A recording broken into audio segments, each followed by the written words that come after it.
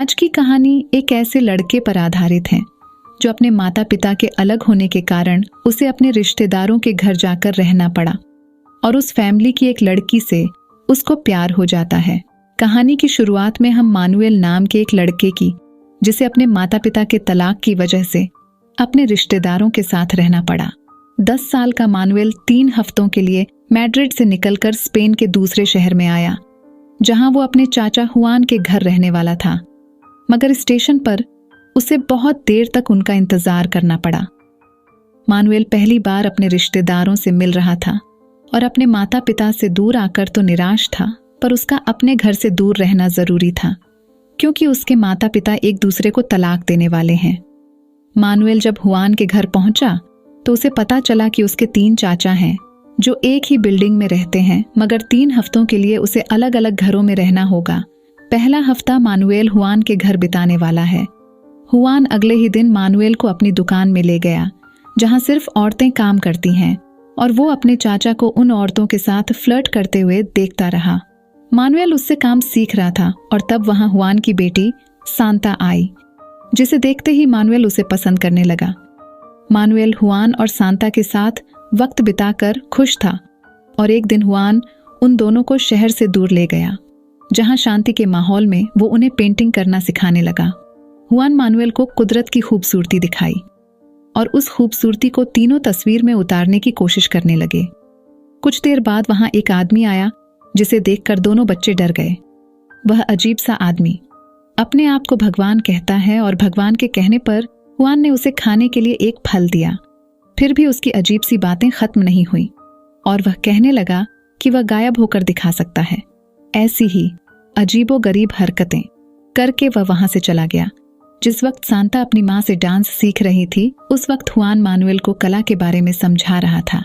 Hwan की वजह से मानुएल ने कलाकारों के बारे में और कला की खूबसूरती के बारे में समझना शुरू किया, पर इस बीच उसका ज्यादा ध्यान सांता पर था।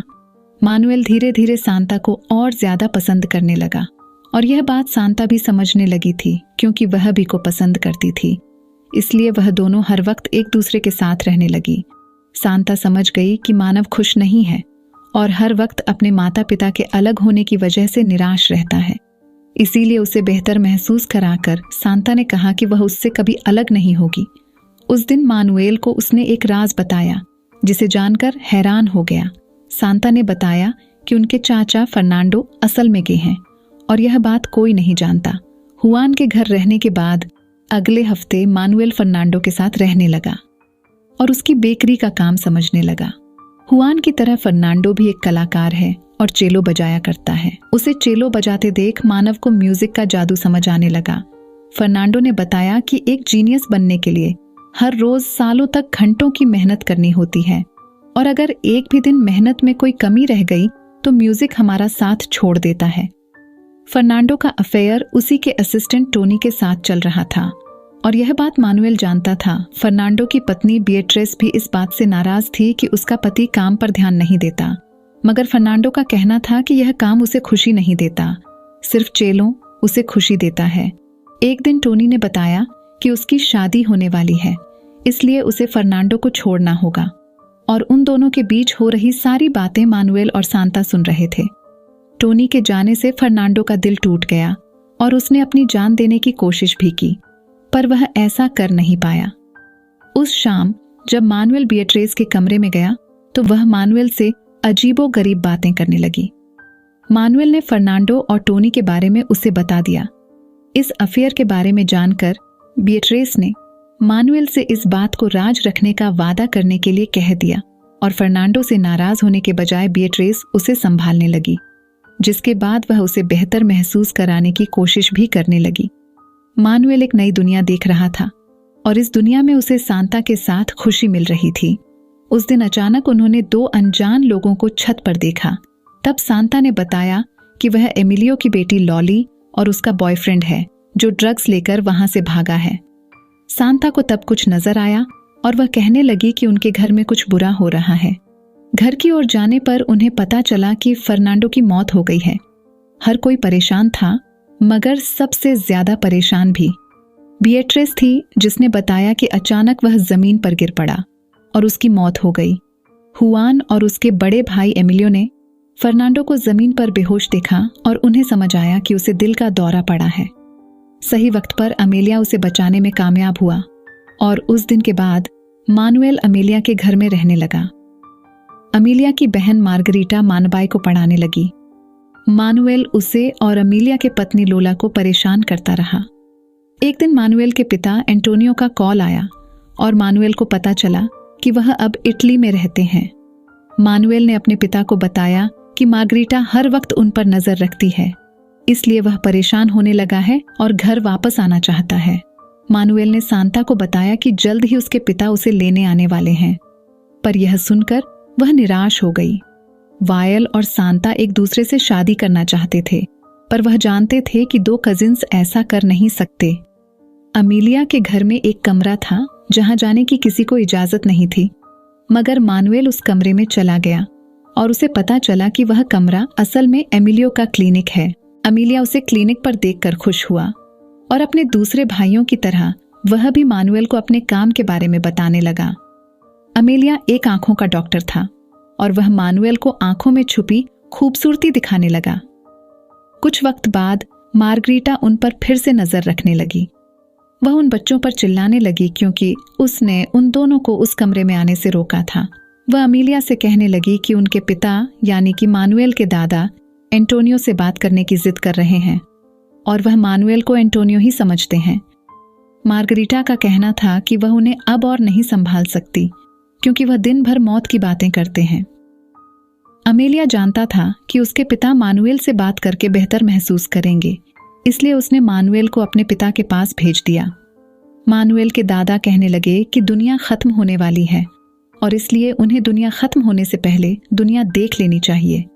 सांता के अलावा किसी को भी मानुएल के दादा की बातें समझ नहीं आती थीं, पर फिर वह कहने लगे कि इस घर में कई सारे राज हैं और वो सारे राज इस परिवार को शर्मिंदा करते हैं। वह खुद का राज भी बताने वाले थे, पर वह बताते हुए ही अपनी बात भूल गए।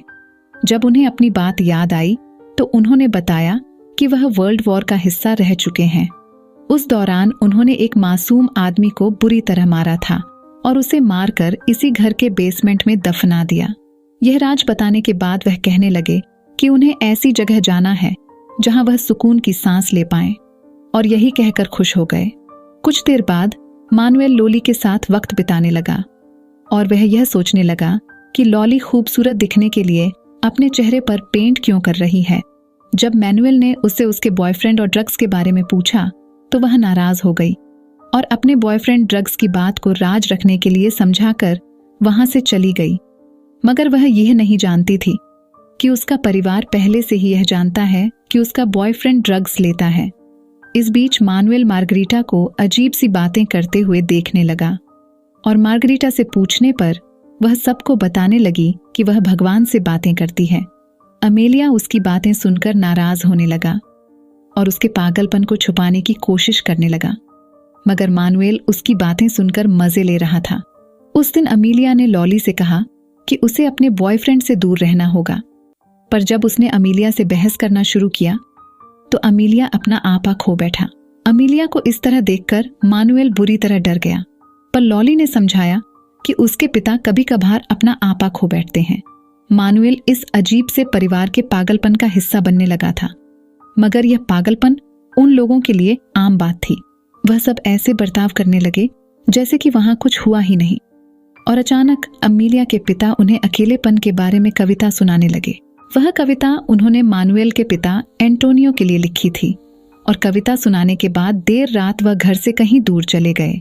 पूरा परिवार उनके गायब होने से परेशान हो गया और तब मानुएल ने बताया कि सांता जानती होगी कि वह कहाँ है। सुबह होते ही अमेलिया मानुएल और सांता के साथ अपने पिता को ढूंढने निकल पड़ा और पूरे शहर में उन्हें ढूंढने के बाद आखिरकार वह उन्हें पार्क में मिले। अमेलिया को अपने सामने देखकर उन्होंने बताया कि वह यहाँ उसके आने का इंतजार कर रहे थे। अल्जाइमर्स की वजह से वह सब कुछ भूलने लगे और अपने घर का रास्ता भटक गए, इसलिए उस पार्क में आकर बैठ गए।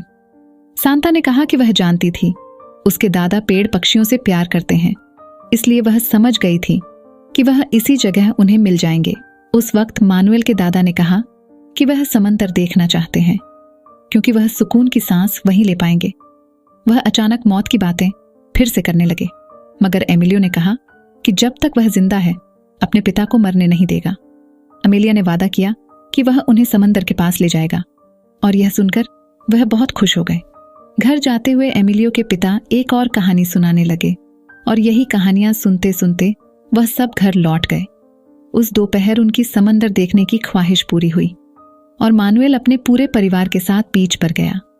पहली बार परिवार वाले खुश नजर आ रहे थे, और उन सबको इस तरह देख मानुएल के दादा को आखिरकार सुकून मिल गया। सालों से सुकून की सांस लेने की ख्वाहिश आखिरकार पूरी हुई, और आखिरी ख्वाहिश पूरी होते ही उसी बीच पर मानुएल के दादा की मौत हो गई।